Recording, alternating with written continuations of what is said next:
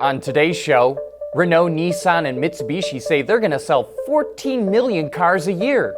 A new study shows that cars don't pollute as much as the EPA says, and Honda hits a manufacturing milestone that would have been unthinkable 36 years ago. All that and more coming right up on Autoline Daily.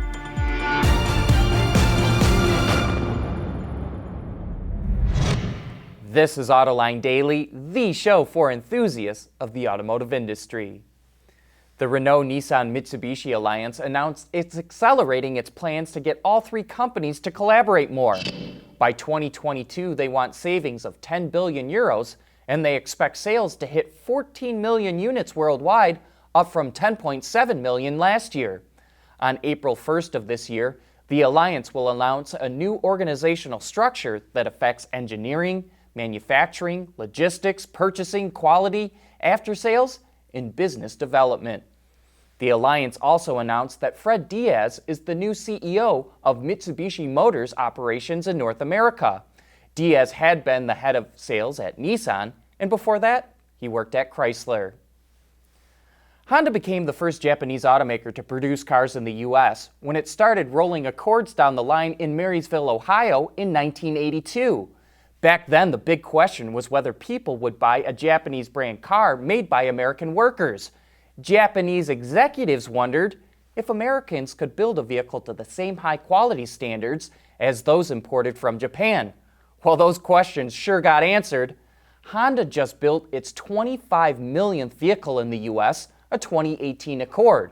That's an impressive milestone, and we say, congrats to Honda. Hey, be sure to join us for Autoline After Hours this afternoon when we go live at 3 p.m. Eastern Time. You can watch at our website, www.autoline.tv. Our special guest is Trevor Paul, who is, amongst other things, the head of Planet M, which is all about getting a traditional automotive manufacturing state like Michigan into the brave new world of mobility. Also joining us will be Dustin Walsh from Crane's Detroit Business. So join John and Gary for some of the best insights as what's going on in the automotive industry. Do you know what VOCs are? They're a type of pollution, and it turns out cars are no longer the biggest cause of that pollution. That's coming up next.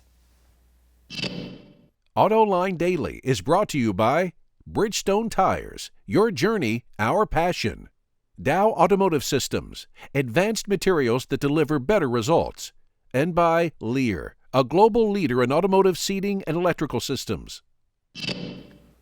Hey, maybe cars don't pollute as much as we thought they did. Ward's Auto reports on a fascinating study done by the National Oceanic and Atmospheric Administration. It found that the EPA grossly overstated how many VOCs, or volatile organic compounds, are caused by cars. The EPA said cars cause 75% of those emissions, but the NOAA study says it's more like 50%. Using new statistics and atmospheric data that was not available before, the researchers found that shampoo, paint, cleaning products, and other sources contribute about as much to air pollution as does the transportation sector. VOCs are pollutants that evaporate and get into the atmosphere.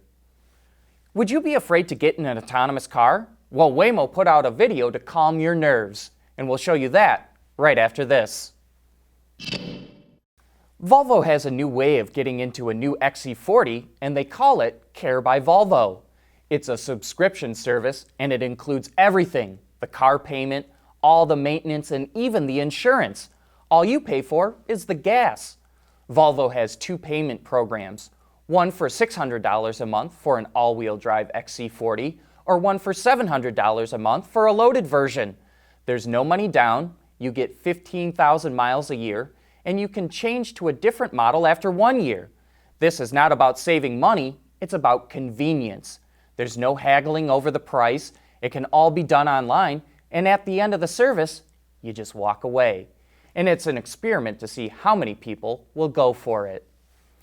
Last November, Waymo announced that it's going to launch an autonomous ride-hailing service in the Phoenix, Arizona area within the next couple of months. But the company faces a big problem. A majority of the public is wary of riding in a self-driving vehicle. A Gallup poll released last week found that 54% of people were unlikely to use an autonomous car, and 59% said they were uncomfortable riding in one. So to help ease people's fear of autonomous vehicles, Waymo put together a 360-degree YouTube video that explains what riding in an autonomous vehicle is like. It highlights the different system sensors and how they help detect and avoid other objects in the vehicle's path. You can find the link to the video and the transcript to today's show on our website, Autoline.tv. Just click on the headline to this story. And in other autonomy news, BMW has invested in May Mobility.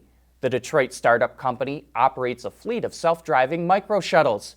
And if you'd like to learn more about May Mobility, we interviewed the COO of the company, Allison Malik, during our supplier symposium at this year's Detroit Auto Show. But that's it for today's show. Thanks for watching, and please join us again here tomorrow.